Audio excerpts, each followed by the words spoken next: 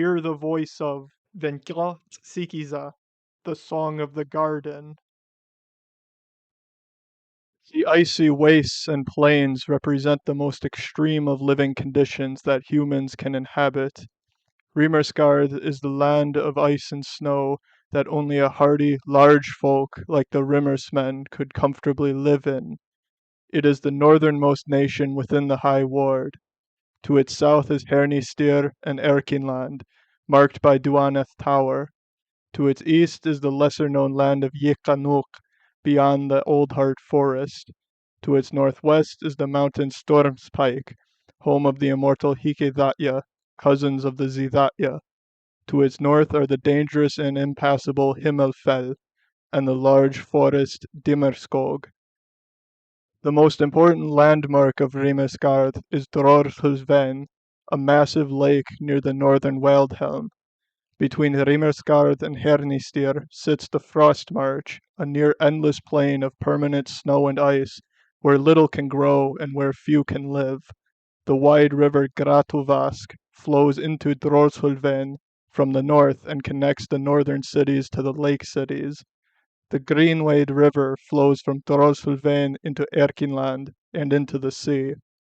The capital of Rimersgard is Elverithalla, a castle which sits on an island in the Gratuvask, protected by two great drawbridges over the river. Seegard, the only seacoast city, is the first city of the Rimmersmen, founded when they arrived in Ostenarth. Tungoldir, the northernmost city, is in the Himmelfell, and significantly isolated from the rest of Rimersgard. Other notable cities include Vestvenby, Kaldstrike, and Skogøy. The eastern villages St. Skendis, Solvabek, and Grinsaby were built later and have little contact with the rest of Rimersgard. Rimersmen are a broad people with light-colored hair. They are thought of as little more than violent brutes by other peoples. The Rimersmen and the neighboring Kanuk people have particularly bad relations. There are two groups of Rimersmen, those who live in the High Ward and in Rimersgard proper, and those who are called Black Rimersmen, who live in the lands of the Hikedatya.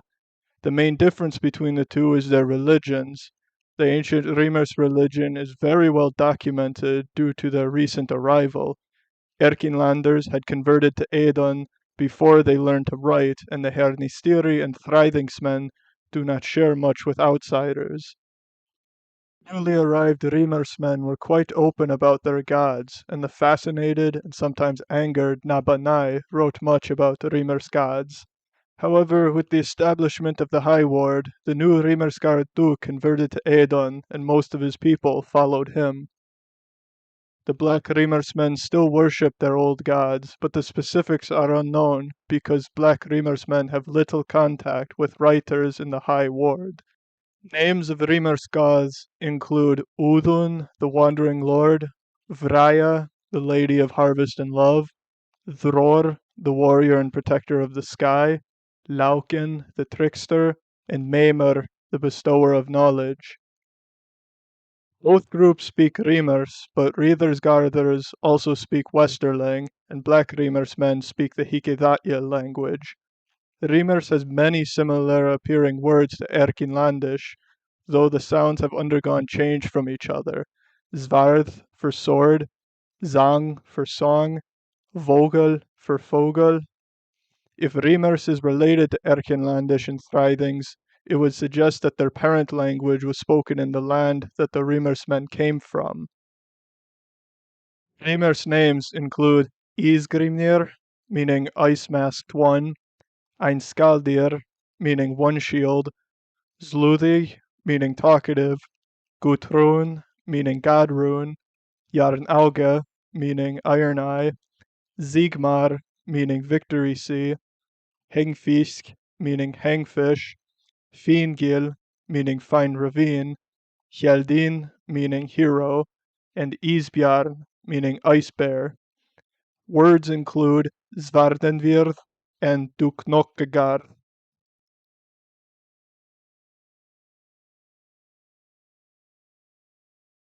Remer's men are particularly interesting due to their recent arrival.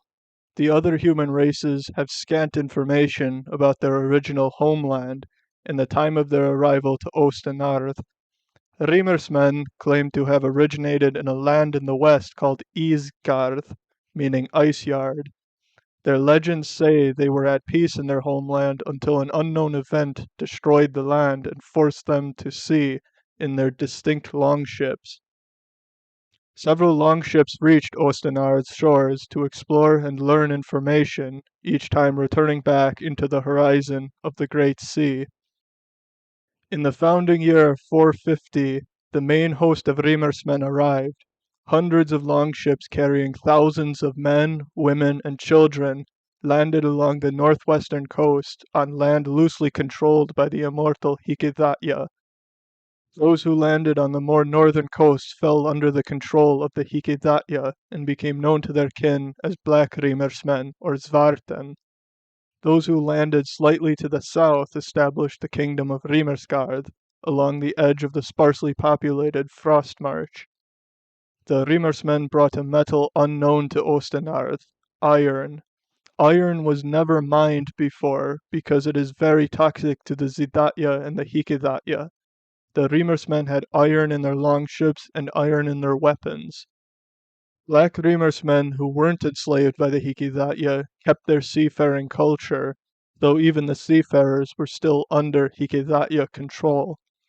The Remersgarthers had destroyed their longships to reuse the wood and iron and had become terribly fearful of the sea, a fear that persists to this day, to the confusion of many non-Remersgarthers. The king of Rimersgard, who came from the west, was King Elvrit. He built several cities and villages, including the capital city, Elvrithalla, on a large island in the middle of the Gratuvask. King Elvrit also made dealings with the Tinukedatya smiths, also called Dverningen. The Dverningen crafted him a sword made out of the Rimersmen's iron called Minnejar, Year of Memory. This sharp, fast sword became a useful tool for bringing together Rimersgard, and every king descended from Elvrit wore Minnejar. During the first 2 years of existence, Rimersgard was generally quite peaceful with neighboring Hernistir and Zidatya lands.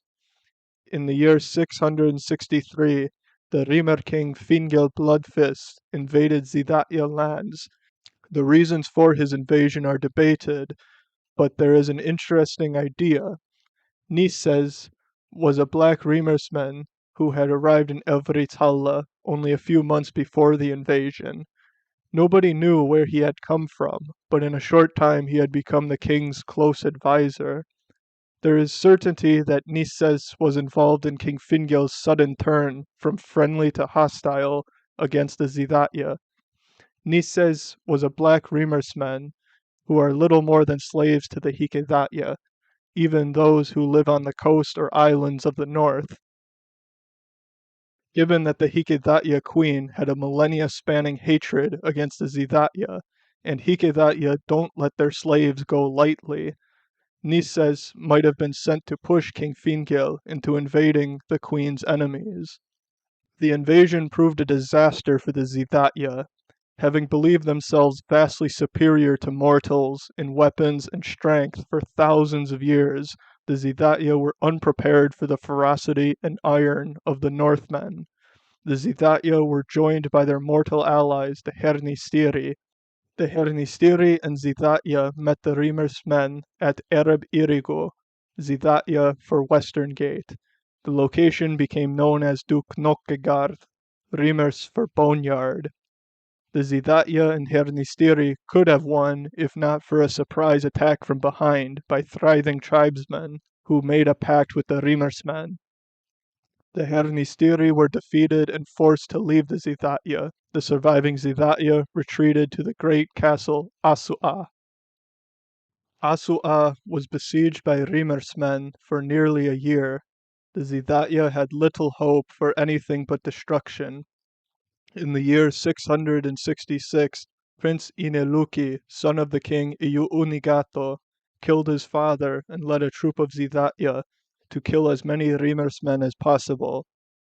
Ineluki was killed, but the chaos he created gave enough time for many of the Zidatya to escape Asua and flee into Old Heart Forest, where they live to this day. Asua was claimed by King Fingil, marking him as the first mortal king of Asua and the first king of the Hayholt. Fingil began to bury Asua with dirt and rocks and to build a new castle above it. This project took many years, even after Fingil's death, to complete. The Hayholt castle was built atop a massive plateau that stood above the shores of the Kinslach. King Fingil died in the year 675, and his kingdom and sword Minniyar were passed to his son Hjeldin, the new king of Rimersgard. Hjeldin saw the completion of the Hayholt and ruled for many years before his mysterious death. In the year 697, King Hjeldin threw himself from the tower that would later bear his name. Nises, who had been advisor to Fingil and Hjeldin, was found dead in his room with his completed project, a massive book full of secrets and unknown terrors, called the Svardenvird. Many believe Hjeldin killed himself after reading from the book, and Nises died shortly after. Given the book's reported contents on dark magic, it's likely the writing of the book had involvement from the Hikedatya. The old general Ikferdig, veteran of the Rimersgarder Zidatya War, took up the crown and sword and proclaimed himself king of Rimersgard and the Hayholt, though his rule was short. In the year 701, the dragon Shurakai came down from the north and burned the Hayholt, killing Ikferdig and sending the Rimersmen back to the north. For the next several hundred years, Rimersgard remained a self-contained kingdom at peace, broken by occasional wars with Hernistir and Naban.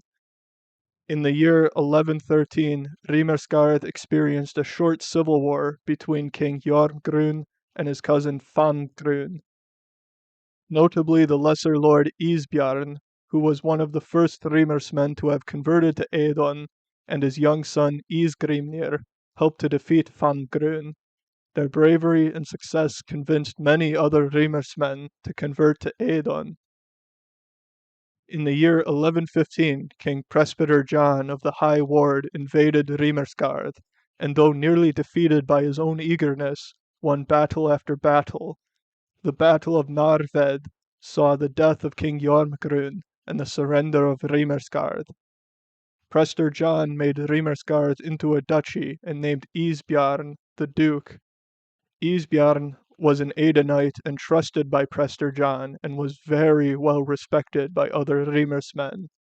Edon became the official religion of Rimersgard, and worship of the old gods mostly died out, though the temples, names, and myths of the old gods survived by being merged into the Edonite faith.